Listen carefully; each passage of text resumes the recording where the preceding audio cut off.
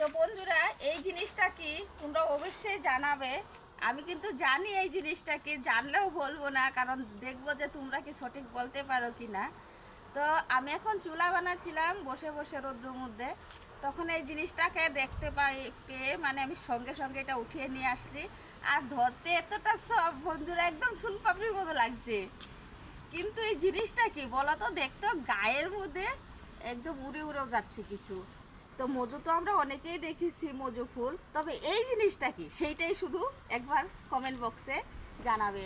আমি comment box খোলা রাখছি তোমাদের জন্য, তোমরা জানাবে যে এই জিনিসটা কি এত সফট। মানে কি বলবো, আর এত ধরতেও ভালো লাগছে না। এটা এটা একটা আনকমন জিনিস হয়েছে।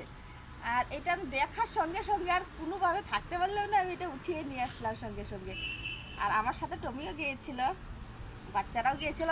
অ্যাকচুয়ালি আমি শুধু দেখিনি, এটা আমার দেখেছিল বড় ছেলে, তখন দেখে বললো মা দেখো তো এটা কি এত সুন্দর হয়েছে।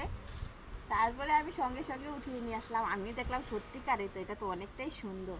কি সুন্দর জিনিসটা বন্ধুরা, তোমরা কি কখনো দেখেছো এরকম জিনিস?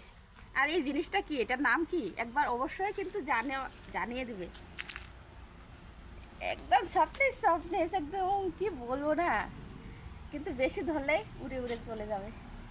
যাচ্ছে দেখো অলরেডি, এই দেখো, এই দেখো এরকম করে ধরলে উঠতেছিল, এই দেখো উড়ে উড়ে যাচ্ছে। কি সুন্দর জিনিসটা না? তো কমেন্ট বক্স খোলা রইলো তোমাদের জন্যে, তোমরা এটা কমেন্টে জানাবে যে এটা কি, এটার নাম কি। সঠিক না বলতে পারো আমি বলে দেবো পরে, কিন্তু এখন বলবো না। তোমাদের মতামতটা জানতে চাই যে এটা কি।